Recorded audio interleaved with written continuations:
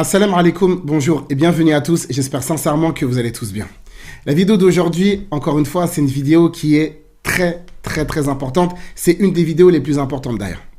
Est-ce que Dieu a-t-il réellement révélé ou bien inspiré les 4 évangiles? Parce que lorsqu'on discute avec les chrétiens, tous les chrétiens nous disent que la Bible, c'est la parole de Dieu. Et que Dieu, eh bien, il a inspiré les textes à différents auteurs tout au long de l'époque. De ce fait, la Bible, c'est la parole de Dieu, dans le sens où Dieu a révélé ce texte-là à ses serviteurs qu'il a choisis. Et que les rédacteurs du Nouveau Testament ont tous été inspirés par Dieu.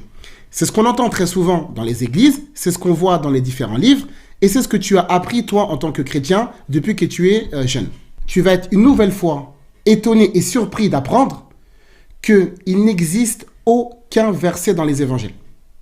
C'est-à-dire, dans les 4 évangiles, il n'existe aucun verset, aucun passage dans lequel Dieu affirme avoir révélé les 4 évangiles. Il n'y a aucune preuve dans les 4 évangiles dans lesquels Dieu affirme avoir inspiré Matthieu, Marc, Luc et Jean. Ça n'existe pas. Vous êtes en train d'affirmer ou bien de croire que Dieu a révélé un livre alors qu'il ne l'a jamais dit.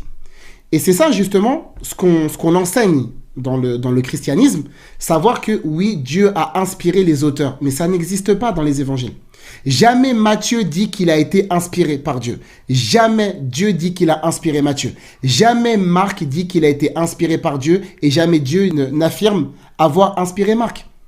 Si on prend par exemple l'exemple de Luc, est-ce que Luc a-t-il, oui ou non, été inspiré par Dieu? Eh bien, nous allons consulter les propos de Luc lui-même. Puisque beaucoup ont entrepris de composer un récit des faits qui se sont accomplis parmi nous, tels que nous les ont transmis ceux qui, dès le commencement, ont été les témoins oculaires et sont devenus serviteurs de la parole.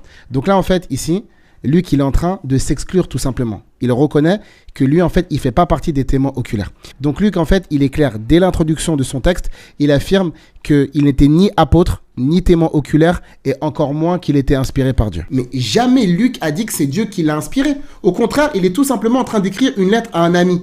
C'est comme si moi, par exemple, demain, j'écris une lettre à mon frère, ou bien, je ne sais pas, à un ami à moi.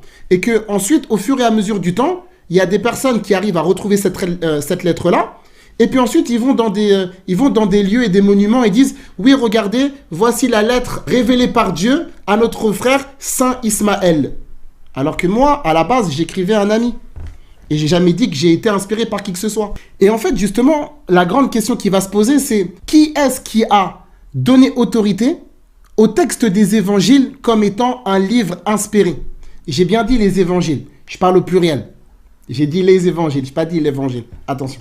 Et ça, justement, je vous demande, si vous voulez, de faire une lecture des évangiles et de regarder si oui ou non, Dieu affirme avoir révélé ce texte-là.